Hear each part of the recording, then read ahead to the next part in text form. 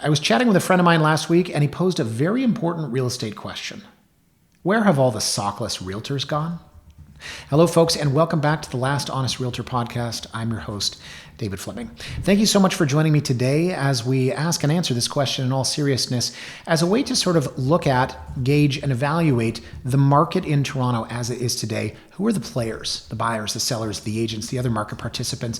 And then we compare and contrast with who they were, say, 3 years, 5 years, or 10 years ago, and put this all together to ask, how has the market changed? And most importantly, why? Then you can evaluate what mistakes have we made, and of course there are many, and how can we use that information moving forward. Now, the story I told at the opening is a true one. I was texting with a colleague of mine who actually watched last week's podcast. He said, "How are you? Great job." And we got to chatting. And of course, once he said that, he told me that I have to give him credit for it. Yes, it's your friend and my friend, James Benson, fantastic real estate agent, who texted me, and I'm going to say exactly what he said. "I'm just wondering where all the dudes without socks in their suits and loafers are right now because they're not taking pictures with their fancy cars." Now, on its own, it's kind of funny. It's just like, yeah, that's a pretty funny observation, James and David. But here's the thing. If you dig a little bit deeper, and trust me, I did because I'm doing an entire podcast about it today, I think this speaks to a microcosm of where the industry was and how it's changed since then. Because it got me thinking that if a professional like James or myself is taking a back seat to some of these sockless realtors, you know, your bro who just got his real estate license and has a really great idea on how you can not get rich quick, but make a lot of money fast, this is how you know that we have a problem. And this, working backwards, should have been one of the warning signs. So more on this in a moment. But in 2025 right now, this isn't just the market is changing. This is the market has changed. And in a changing market, you could almost sort of say, hey, it's changing, which is to say that, listen, it could be going forwards, going backwards. We're not really sure. The market's changed. We know this as a fact. I make no bones about the fact that sales are at an all-time low. And I say this, of course, when the Bank of Canada has reduced interest rates. So I could still make a very positive argument for all things real estate. Now's not the time to necessarily do that. But point is, everything is different. And the way that we transact, the way that we prospect as agents, the way that we market properties, the way that we sell actively or passively, the way that buyers buy, the way that sellers sells, every single thing has changed. The participants have changed as well. The buyers, the sellers, the listing agents, the buyer agents, the pre-con agents. Pre-con agents, they're literally like, you know that Wikipedia page for all of the different occupations that no longer exist? You know, like the tool and die maker from 1800s. Yeah, I think they're adding pre-construction VVIP agent, platinum to that. That's another joke, which I thought was really funny. Everything has changed. So what I want to know today is, how did we get to this point? What were the warning signs, and why were the warning signs missed? Because that's incredibly important. And I'm going to get ahead of this and tell you that I don't want this to come off as self-congratulatory, but I am going to talk about some of the warning signs, and I am going to mention that I shared them and a lot of people didn't necessarily listen. But again, we have the benefit of hindsight, which is so incredibly amazing. So first, where are we? We're in a market that's changed. Now, this market has changed not only from, let's say, the post-2022 peak when interest rates went up, post-COVID, but this market has also changed from 2018 and 2019, which a lot of people forget about. And I take this for granted sometimes. Not everyone lives and breathes real estate. A lot of Torontonians do. But if you were to break our entire last 25 years down in these little 3-year segments, we came off of a peak in April of 2017, which ironically felt very similar to the peak in February of 2022, only 5 years later, except in April of 2017, that peak was after 4 months of run-up where housing prices skyrocketed, and then the government stepped in. They didn't actually really do anything. If you lived through this, they just kind of made a series of announcements about, we need to do something about home prices. We need to cool the market. Cool the market, that's what you need to do. Okay, interesting, free market and government intervention, which actually doesn't really make it free as far as the definition of a market goes, topic for another day, but they did cool the market and prices dropped. 2022, same thing, except this time they actually did something. They raised interest rates at an unprecedented rate. So in 2017, after that peak rolled off, 2018, 2019, pre-COVID, those were very, very busy years in the real estate market, the downtown condo market, and of course, your friend, my enemy, the pre-construction market. Now, this time, incredibly busy, pre-construction, dominating absolutely everything. And I'm going to talk to you. Oh gosh, I cannot wait for you to hear all about, should I spoil it? The Real Estate, Bitcoin, and Wealth Expo from April of 2018. More on that in a moment. Now, pre-construction, it's dead. The house of cards, it folded. I have been talking about this so much in the last 4 months. If you're not familiar with my work, I started writing my blog in 2007 and immediately started saying, this is insanity. It makes no sense. I take little pleasure. Actually, that's not true. I do take a lot of pleasure, not necessarily in the misfortunes of people that lost everything in the pre-construction world, but I do take pleasure in the fact that eventually, finally, it was sort of like, okay, thank you. Thank you. We were right on this. Guys like me and Ben Rabideau, who have been talking about this forever while people continue to buy at inflated prices, are now looking at this and saying, okay, yeah, we called this. We wish that more people had listened. I could do an entire podcast on what happened in pre-construction, but essentially, when you're selling $800 a square foot condos for $1,200 a square foot in pre-construction, the market had better rise. Or else, if it doesn't, you're behind by $400 a square foot, and God forbid if it declines, you're behind by even more. Now people are walking away from deposits. Developers are suing these folks. People can't close. You've got banks giving blanket appraisals, which circumvents the Bank Act. It's a freaking mess. That is what's happened in pre-con. That is where we are. But I want to go back to where we were. And if you like my analogy about the Sockless Realtor, you're going to love this one. I'm going to sum up the ridiculousness of where we were with an image. On your friend's social media or on some random agent's social media, there's a photo of a bank draft for $200,000. And it's a caption that says, just closed another deal. Congrats to my happy buyers. But it's not just a photo of that bank draft, because that photo shows the bank draft being held by a person wearing a Rolex, strategically showcasing the check on the steering wheel of their Mercedes. I cannot tell you how many times I saw a photo like this, and I can't tell you how many times, and James Benson said, posing in front of their fancy cars, how many times I've seen people doing this 2018 through 2022, 2023 maybe even. And to James's point, where are these people now? Because it's gross. It was gross then, and it's gross now. I've never taken a picture of a bank draft. I don't wear a watch, first of all. Somebody that I used to know was like, man, if I was you, I'd have 1,000 Rolexes. I tell time by looking at the sun. Okay, I don't wear a watch, and if I did, it probably wouldn't be a Rolex. And I do drive a Lexus, but that's because it's a great car. I don't need a Maserati or a Lamborghini like the people taking photos in social media and putting it up there, bragging about how awesome they are. And you know as well as I do, that's image. Most of it's not true. One of the best real estate agents in our office drives a Mazda. He's one of the top 10 agents here, and he drives a Mazda. He's just an awesome dude. He's smart as hell. He's hardworking. He's great working with listings, great working with buyers. Drives a Mazda. But to sum it all up, guys, that's where we were. That's where we were for 5 or 6 years. You'd go onto social media, and it was just a contest to see who could act like they were working the hardest. Now, where we were, people speculating on Calgary real estate when they've never been to Calgary. You know your friend that's like, yeah, I just picked up a couple of towns in Calgary. Towns? Yeah, a couple townhouses. I got a contact out there. He was able to skip the line for me. You what? You bought 2 pre-construction townhouses in Calgary? You've never been west of Thunder Bay? Yes, that's what was happening. And looking back on it now, it seems exactly crazy. I will say I do have one client who's a professional real estate investor who bought properties in Calgary. But he's brilliant, and the average person doing that is not.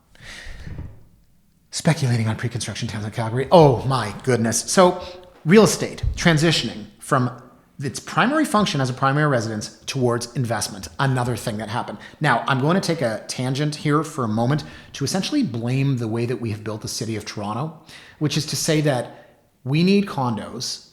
Developers don't want to pay to build them, so they'll borrow money from a bank, but the bank doesn't want to lend that money to developers who've sold them all, but you're selling something that doesn't exist. So what we'll do is we'll sell pre-construction condos, and then as prices go up, and we know that investors are the ones that are buying these, and basically investors are financing them, we'll just keep shrinking the units over and over and over so we can keep the absolute price the same and the units get smaller. And that is how all of Toronto's downtown core was built over the last 20 years.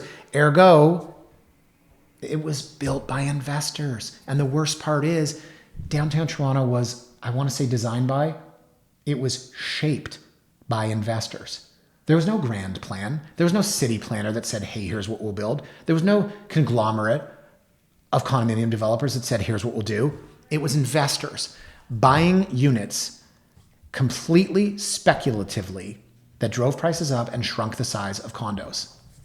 And even when you have people that are looking to buy real estate as a primary residence, they're still so obsessed with the investment portion. Remember, it's a portion of the investment. You want to go buy stocks? Fine, that's an investment. But when you're buying a house, you're living in there, you're sleeping in there, you're raising your kids in there, you're decorating your Christmas tree in there, you're having grandma's 90th birthday in there.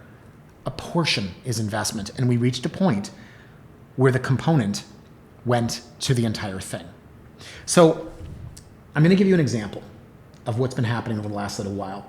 I got a call from a young person who lives in Sarnia, whose friend was a real estate agent from London, who told him to buy a pre-construction condo as a can't miss, and you know where this is going.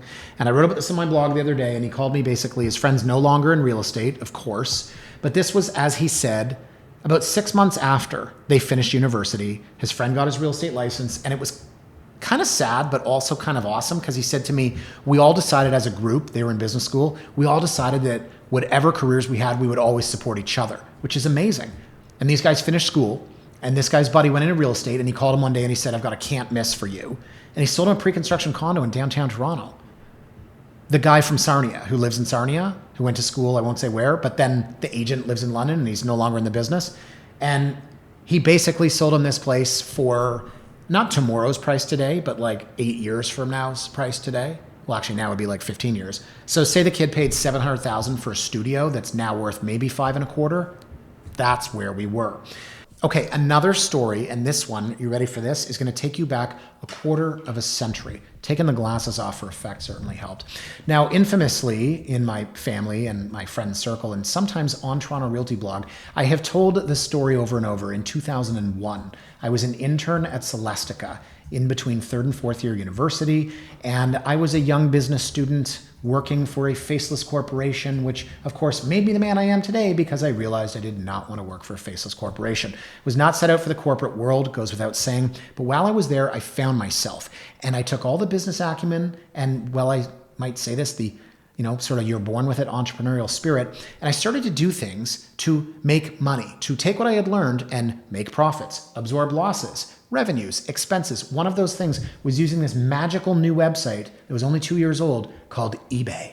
And I bought and sold concert and sporting event tickets. Now, in 2025, I recognize Ticketmaster controls it. They're virtual tickets, and I'm pretty sure that the CRA is involved. Back then, you could do whatever you wanted. Paper tickets, Britney Spears, Christina Aguilera, Toronto Maple Leafs, whatever it is. Here's my point, guys. I was working in a company with all kinds of other employees who were grown men and women watching what the kid intern did, and some of them tried to emulate it. Now, I'm not trying to toot my own horn. I lost money on events. I actually went down to scalp Janet Jackson at Cops Coliseum and lost my shirt. But the point is, over the years, I refined it. I learned wins, losses. And one day, a colleague of mine who's a 45-year-old man with a wife and 2 kids comes to me crying. He says, I need your help. I said, what? He says, well, I saw what you were doing, and I bought 4 tickets to Paul McCartney in Los Angeles, and I can't sell them. You did what?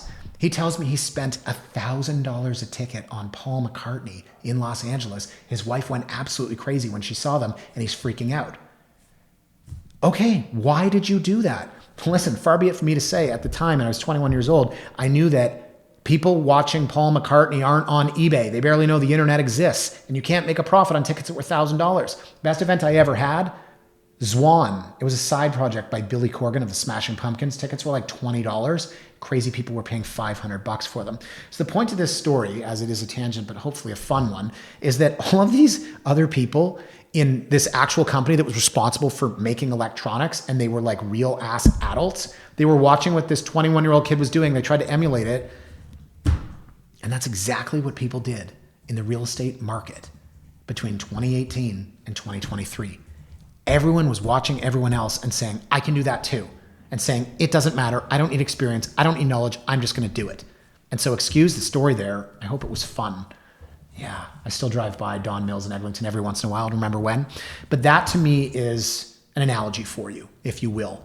And I'm drawing on my personal experience there, but I see so many similarities between what's happened over the last few years. People just getting in over their heads, people that are making moves without thinking. And I'm not just talking about the people buying pre-construction. I'm talking about real estate agents selling it. And I'm talking about the real estate agents getting into the business in general. Now I want to go to the warning signs. And this is going to be so amazing, folks. I mentioned this. The Real Estate, Bitcoin, and Wealth Expo. I'm going to warn you, there's going to be a lot of sarcasm. So just hang on and bear with me. But with the benefit of hindsight, we can look back at this and think it's crazy. Here comes that self-congratulatory moment. I was asked by Toronto Life in 2018 to be part of a panel. A paying audience came to watch a bunch of speakers. I put together an entire presentation called Don't Believe the Hype. This was 7 years ago. The warning signs were there. We just missed them or ignored them. This is in Now magazine. The Real Estate, Bitcoin, and Wealth Expo, Canada's largest money-making expo. No, it says that, guys. Hollywood icon Sylvester Stallone, baseball legend Alex Rodriguez, Shark Tank's Damon John, Dragon Den's Manjit Minhas, and all these other people. Live performance by Pitbull, who's a musician, but then started telling people how to make money. I think at one point he said, I should have bought Napster. Hundreds of opportunities in real estate, investing, and wealth making. Was this not a sign? They were asking $1,500 per ticket. And I remember saying, when you put together real estate, Bitcoin, and wealth, this is hype. This is FOMO. You are selling fear of missing out. And this isn't a get-rich-quick scheme. It's just a fantastic way to make a lot of money and fast. Now, they also, are you ready for this, threw in cannabis. What could they not have thrown in Bre-X stock? Some of you don't get that reference. It's a very famous stock that went bust in the early 2000s. Now, I have here a picture, which I'm going to show for those of you watching. The Real Estate Wealth Expo with Sylvester Stallone, Damon John, and Alex Rodriguez, who probably had to look up Toronto on a map. I have here one of the graphics shown during the presentation. Alex Rodriguez winning in every stage of the game, which is ironic considering he's a career cheater who took steroids and had the longest suspension in the history of baseball. Here's a picture of an advertisement in the subway. Celebrity millionaires teach you how to get rich. Sylvester Stallone's knockout strategies. Pitbull telling you how to go from negative to positive. All right. The Real Estate, Bitcoin, and Wealth Expo. Network, learn, profit. Get your tickets now, $1,500 each. I have here a photo of some of the other speakers. The billion-dollar marijuana market, hot properties, flipping apartment buildings. Who's flipping apartment buildings?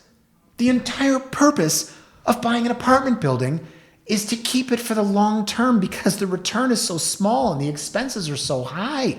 The cap rates are non-existent. And the way that you fund these is not like residential. It is an absolute expert field. And you're talking about flipping apartment buildings?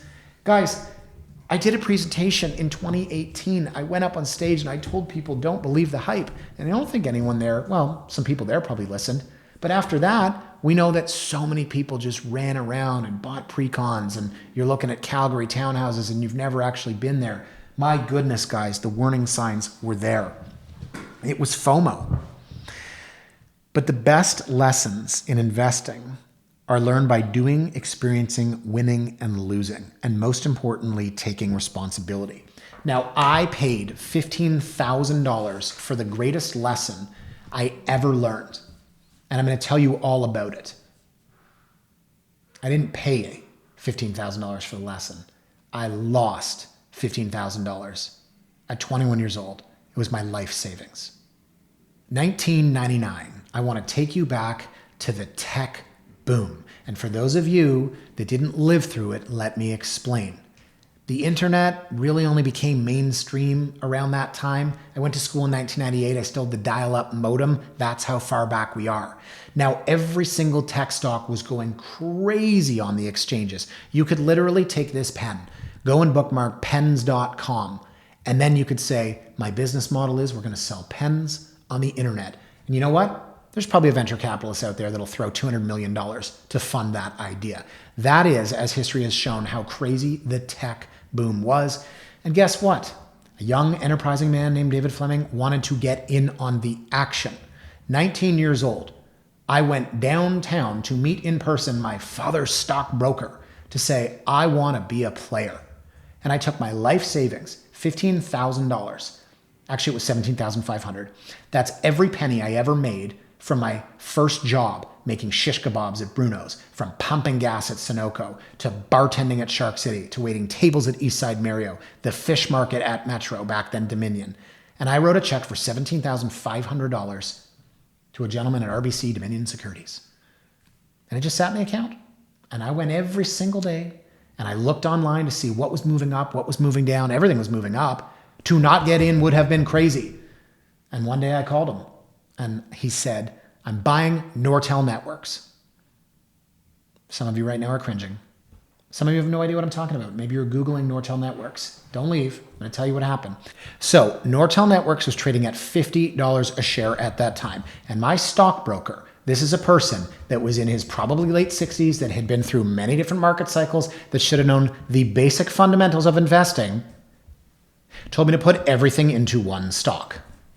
I know you're going to say this is hard to believe. I know you're going to say, well, I would never do that. And that's the first rule. I am telling you, a person who trades stocks for a living, who has been through every up and down, took a 19-year-old kid, actually I was 20 at the time, and said, you have $17,500. I would buy 300 shares of this stock at $50 a share. He told me to take all of my money and put it in one stock. So naturally I did. And guess what? It went up to $51. I had just made $300. In fact, it went up to $53. That was $900 of profit. And I was walking around McMaster University feeling like an absolute king. I could not believe the fact that I used to pump gas for $6 an hour and I just made $900 investing in stock. Then, of course, it went to 52 and then 51 and then 50. And at 49, it hurt a little bit. And it dropped down to 45. Now at 45, well, $5 times 300 shares, I was down $1,500, which is what I used to take home from an entire summer of making shish kebabs, pumping gas, waiting tables, or whatever it was. Now, I specifically remember calling my stockbroker at 49, at 47, at 45, and saying, what should we do? Do you know what his advice was? Hang on. That was his advice, hang on. It's like how when Trump announced tariffs and the stock market went to heck, every single person out there said, don't look at it. Don't look at your statements. Don't look at it. That is the worst possible advice. You should look at it all the time. You should know exactly what's happening. And I hear people out there today telling their clients, don't look at it. It doesn't matter. It's the same thing my stockbroker told me in 1999, 2000. Don't look at it, he said. It's just a paper loss. A paper loss? Well, that's interesting. He said it's not a real loss until you actually exercise it. And why would you do that? Now, when the stock dropped in a single day from $45 to $30, that represented two things. Number one, it was the day I set my bench press record at the Pulse, which was the name of the gym at McMaster University, because I was so incredibly angry. It was also the day that I realized I had lost $4,500 on paper in a single day. Now, my broker did not tell me to sell it at 30 or 29 or 28 or 27 or 25 or 24. You know where this is going. I got a phone call from him one day when I was at the aforementioned Celestica in 2001, when the stock was trading at about $2. Oh yeah, because he never told me to sell. And he said, I'm going to give you an early Christmas gift. I'm going to sell you 1,000 shares of Nortel at $1. I said, what? He said, don't ask, just take it. Just take it. I said, okay. He said, can I exercise the trade? And by then I had already set up an E-Trade portfolio and I was doing my own thing, which again, I don't think anyone should do, but I was 20. So he sells me the shares for $1 and I turn around and I sell them for $2. So I made $1,000. And in the process, I sold the 300 shares that he had sold me and I locked in that $48 per share loss. I love telling that story. It's my favorite story. And it's really hard because, I was there, you ever think back to when you're younger and you're like, I was there. I was there when my father said to me, Dave, this is the best lesson you're ever going to learn. Because he saw a statement at the house and he opened it thinking it was for him. And it was showing that I had lost about $14,000 of my $15,000. And he said he was gutted. He felt sick. He couldn't believe it. And, his words, this is the best lesson you'll ever learn, at the time fell on deaf ears. But the truth is that experience made me the person I am today because I learned from it. I don't trust anybody. I really don't. That was a stockbroker with all the experience in the world, been through every single market cycle. And he took a kid and told him to put his entire life savings into one stock and then never told him to sell it. You learn by doing. You learn by winning. You learn by losing. And hopefully, cumulatively, you come out ahead. But I learned at the time, the reality is retail investing is for suckers, absolute suckers. And I know you're different. You trade on your Quest trade. You're literally like in the advertisement where they show, you can get rich sooner and you can retire sooner and all the fees and all that. Absolute nonsense. I am very happy to pay extremely high fees with somebody that does this for a living. My money is with a family member. They probably charge the biggest fees in the world. And I do not care because that's what they do for a living. I don't trade on Scott Trade. Oh my God, that's how old I am. Quest Trade, Robinhood, whatever it is. Different schools of thought. But I'm also a full service real estate agent who believes in that value. So my point, guys, is that while I am talking about all of the signs here, the real estate, Bitcoin, and wealth expo, the people that bought pre-construction townhouses in Calgary when they've never been west of Thunder Bay, the kid that bought the pre-con in Toronto when he's from Sarnia and his buddy is from London, FOMO. And I too fell into the trap. I was 20 years old. I'm not immune. I'm no different than anybody else. But I have spent all of my time in real estate since I started the blog in 2007 encouraging people to not fall into the same trap. And this is exactly what has happened over the last decade. So who were the players then, as I say? I'm going to give you another anecdote. A colleague of mine was saying that he recently spoke to what he calls pre-con mom. She has 12 pre-cons closing this year. This is right out of The Big Short. She has 12 pre-cons closing this year and she does not know what to do. She's a mom, and I'm not trying to make this sexist. It could be a stay-at-home dad, but it sounds to me like maybe she was bored and needed something to do, bought a pre-con, liked it, bought another one, made some money, flipped it. She got 12 pre-cons closing this year, if they close. That is an idea. That is an anecdote of who the players were back then. How about the sellers? How about the fact that for a long time, when offshore money, and I've told you guys many times, I think the whole foreign buyer situation was really overestimated, but at the same time, there were so many foreign deals where they were assigning the pre-con and they were never taxed on the money that they made. Think about it. You buy a pre-con for $400,000, then you assign it for $500,000. The buyer that buys it from you for $500,000, they close, they pay land transfer tax with the government and all those wonderful things. But that portion in the meantime was never taxed. And I bet there are tens of billions of dollars, maybe hundreds of billions of dollars out there from, the year 2004 through 2020, whenever this sort of music stopped, that went untaxed. To me, when I think of the players, specifically these sellers, I think of flippers, I think of speculators, I think of these assigners with their untaxed revenue. I think of folks that were looking at the investment portion of real estate and it became the entirety.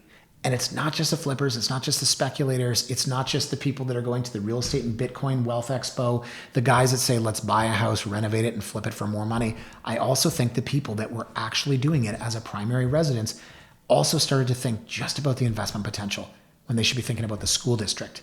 They should be thinking about how long it takes to drive to work or to their mom's house. And we all got carried away in that. Now, when it comes to the agents, I think the players then represented the worst of the worst. I think that idea of the bank draft being held on the steering wheel while showing off the Rolex and the Mercedes logo, to me really underscores everything that was wrong with real estate.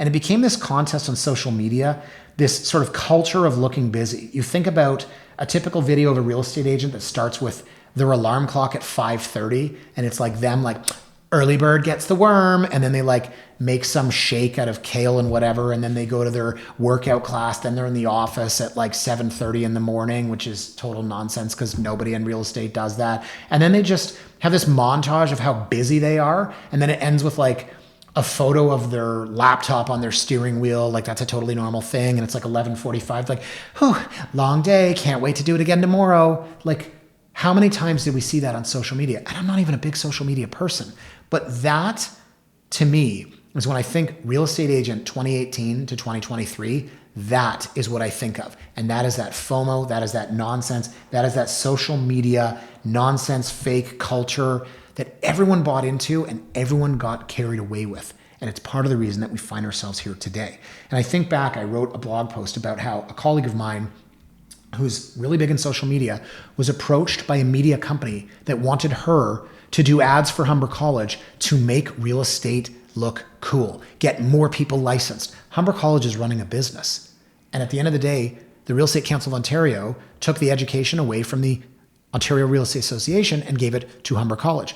Well, Humber College, they need people to sign up. That's how they make money. So a marketing company goes out and says, hey, you're cool. You're on social media. Will you do some ads with us to help make real estate as a career look cool and get more people licensed? Are you kidding me? Is it any wonder we ended up here? Now, all these new agents who have absolutely no clue, they're selling pre-construction, they're making promises they can't keep. They're telling people, buy this pre-construction now. You don't have to close. In fact, there was an article in the newspaper where there's an actual quote from a guy that got burned saying, I knew I wouldn't be able to get the mortgage, but my friend, the real estate agent, told me, don't worry, you'll be able to assign it. Did you have a backup plan? Did you have a plan B? And where is that real estate agent now? Not in the real estate industry, I can tell you that. The discount agents, the fly-by-night agents, all of these guys were able to, if they got a listing, hold an offer night, do a really terrible job at it, be really unprofessional, but they were able to get the property sold because the market was so hot back then, you could sell absolutely anything. So that was then. How has it changed? I gave you so many anecdotes and so many stories and analogies dating back to my days as a 19-year-old during the tech boom. Seriously? Yeah, we've come full circle now. It's 2025. I'm looking at the last 5, 6, well, back to say 2017, 2018, when this boom of real estate agents came in and fear of missing out took over, and the Real Estate, Bitcoin, and Wealth Expo. What is it like in 2025, and who are the players? The buyers, they're people that want to buy a home. They're people that want to move into it. There are families that are looking to upsize. There are people moving to Toronto or to Canada. They are buying homes to live in them. And yes, there are still some investors out there. It's the sharps. It's a gambling term. I don't gamble, but it's a funny term. The sharps are out there, and they're subscribing to buy while others are selling and sell where others are buying. The sharps are out there right now, and they're saying, okay, if I could get an absolute steal, I'll buy this place. Big money. Institutional money will follow next. That's who's buying. And dare I say, at least in the former category there, the folks that are buying to actually live in the houses, that is kind of what real estate was intended to be. Now, I'm not an anti-capitalist. I do believe if someone wants to invest, sure, absolutely go for it. But that should represent a portion of the market and not the driving factor behind real estate. Now, it takes guts. It takes guts to buy right now. But fortune favors the bold. And honestly, you have to think about the time horizon.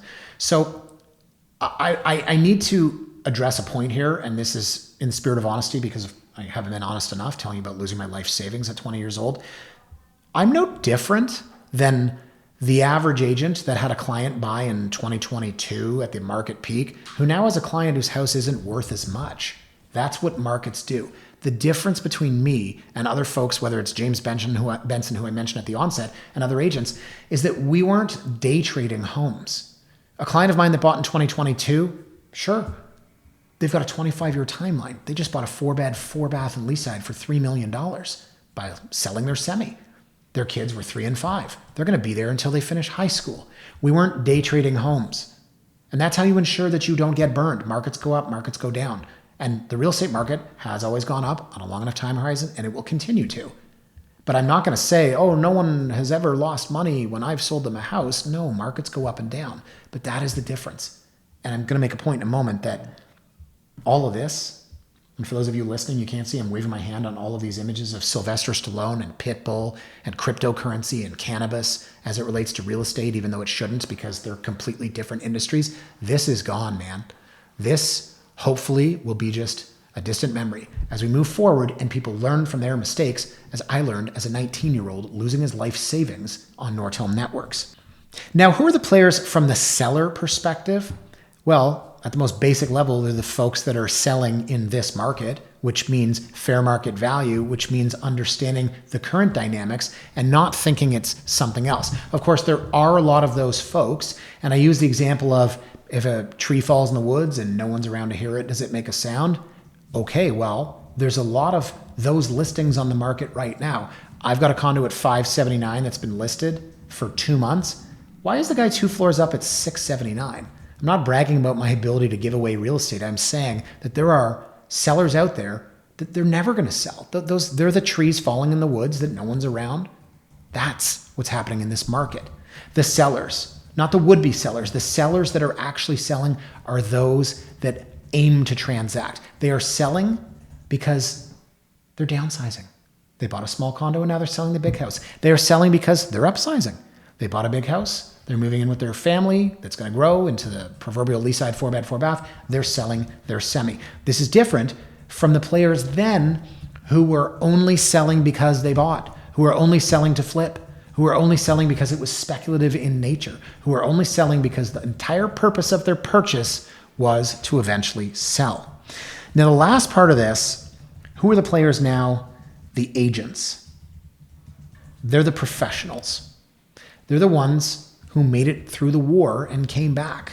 And I mean that in a proverbial sense. All apologies to the literal sense. But that's effectively how I see this, is that over the last 6 or 7 years, we have had so many people enter the business for the wrong reasons. We've had people that have had success. And by success, I mean for their own pocketbooks, not the people that are calling me now crying because they can't sell their assignment and they're $200,000 behind their pre-con. But those folks are gone for the most part. You're not going to see photos now on social media of real estate agents throwing dollar bills, y'all. You're not going to see it. People want to hire professionals. And I mentioned my friend James Benson at the beginning, and I said, if folks like James and I are getting passed by because someone's yoga teacher has a real estate license and they want them to sell a pre-con, that was the sign then. That was the warning sign then that was missed. And now what I see is that the job of a realtor in peak times is more important than ever. And I don't want to talk about what we do. I don't want to talk about who I am. So I'm going to tell you about some other agents that I admire. Alex Brott. That's a brand. People say an Alex Brott type listing. Do you know what that means? Do you understand how powerful that is? You see a listing on MLS and you say, oh, that's an Alex Brott type listing. From the write-up to the photos to the staging. Ralph and Corey. They've got a brand, they've got a style, people like it, they're drawn to it, they respect it. A guy like Paul Johnston, Unique Urban Homes, and I don't want to speak out of school for Paul, but I don't know that Paul's necessarily taking that crappy tenanted place and city place. His entire Unique Urban Homes is that these properties he lists are amazing. These are the agents, these are the professionals. And yes, I'm talking about myself and my team as well, but there are so many incredible agents out there that do the things that need to be done, that Becky, the part-time spin instructor and somehow magically working 85 hours a week as a realtor and putting it all on social media for you to see, getting up at 5:30 in the morning, drinking her kale shake, going to bed at 11 o'clock after a successful day, flogging 14 pre-cons. Those days are gone, man. And we've got a listing we're prepping right now. We just put in new countertops. We had a new sink installed. We put in new floors. We're painting everything. We've got a long list of fixes on the outside of the house. We're talking not necessarily about the fluff and pizzazz of the house, but now we're talking about, and I mentioned this in a previous podcast, the nuts and bolts, the unsexy things that during the boom people didn't care about. We have a new furnace, we have a new air conditioner, we put in a backflow valve, we put in a sump pump, This is what we're marketing. We're getting that property ready for sale by getting into the weeds with the seller. Replacing countertops, man. Yeah, that's what you need to do in this market. You need a real professional.